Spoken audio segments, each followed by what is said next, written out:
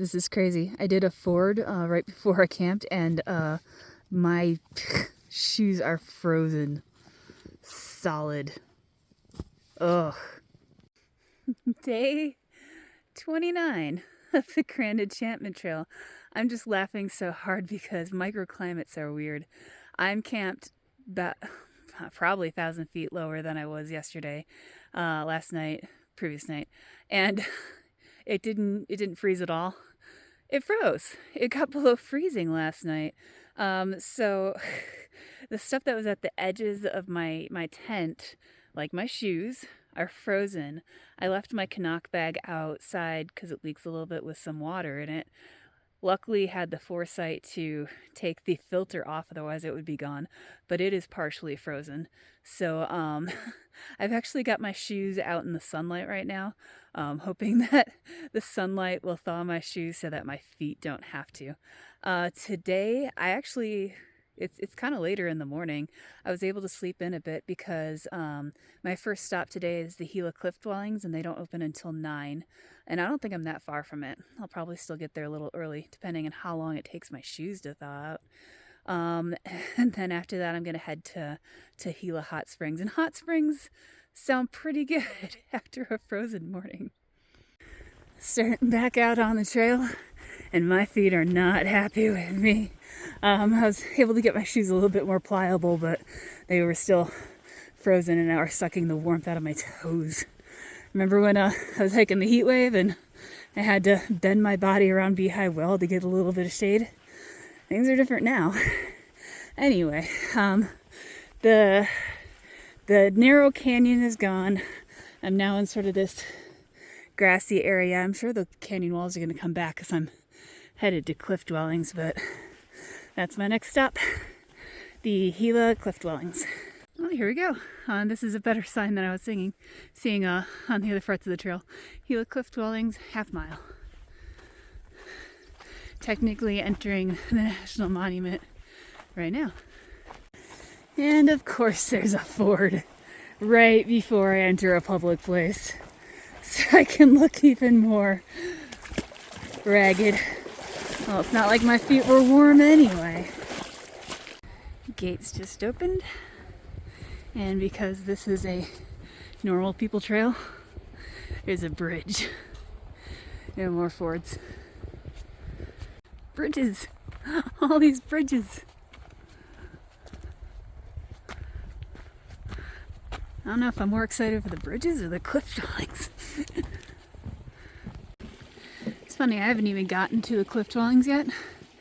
This is just a nice little shaded stroll next to a stream. It's kind of nice.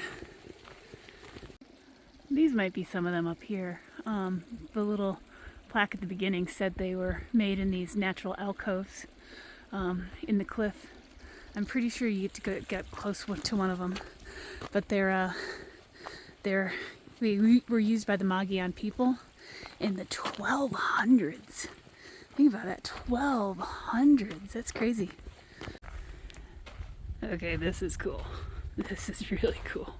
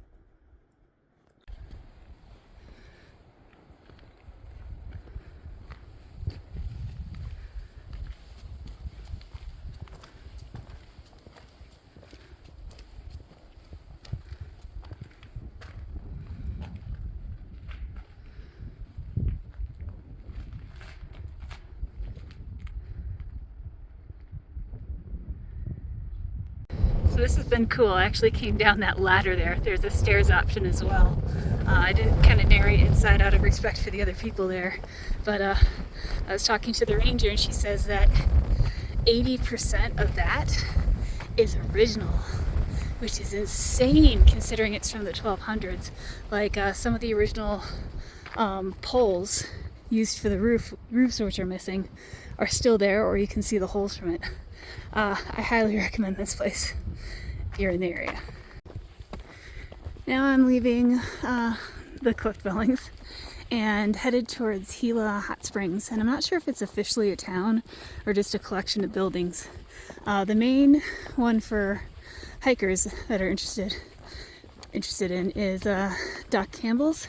That's where they got showers and laundry and a store and camping, and they accept resupply packages, and I did send one there. And a little down the street is another campground that has the hot springs, which they developed into little pools. So this isn't a through road.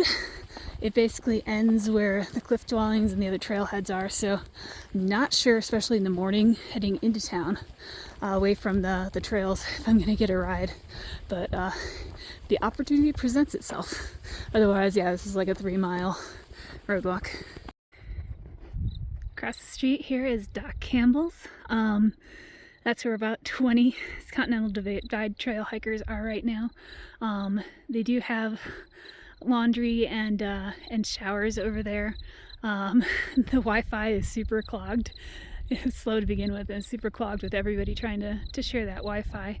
There's a store there, a little convenience store as well. But over there I met another Grand Enchantment Trail hiker, Bane, and she found this. It's a little lodge, and they had one room left, so we are sharing that one room, which means we are not sharing the Wi-Fi with the other CDT hikers, and we have our own shower. Back at Doc Campbell's, and actually in the back of Doc Campbell's, because I don't need the shower, which is this first door, but the lodge does not have laundry, and they do. So my load is going right now, and should get some clean clothes. So now it's the end of the day. I didn't film a whole lot in Gila Hot Springs itself because it was just social hour after hour after hour. Not just with Bane, but there's so many Continental Divide Trail hikers here right now too. So it was a lot of social. So right now I'm at the RV park where the lodge is, and they have a hot spring pool. I'm in it, but it's a jacuzzi tub hot spring pool, so the hot spring is piped in, but there's also jets. So that's what I'm using to soak away my sore muscles. Tomorrow, I'm not quite sure what's going to happen. I'm having Wi-Fi issues again, both Doc Campbell and the RV park. The Wi-Fi is incredibly slow, so I've only got a very small portion of my videos from this last stretch uploaded. I did hear that the other campground with the other hot springs possibly has better Wi-Fi, so if these don't upload, I might just be doing a tour of hot springs tomorrow and going to that one, because they have day use over there too. If not, if the videos do load, then I'm headed to the East Fork of the Gila River. Just came from the West Fork, so my fords are not done, but I have less fords on the East Fork. So I guess we'll just have to see what happens overnight, and that will decide what I do tomorrow.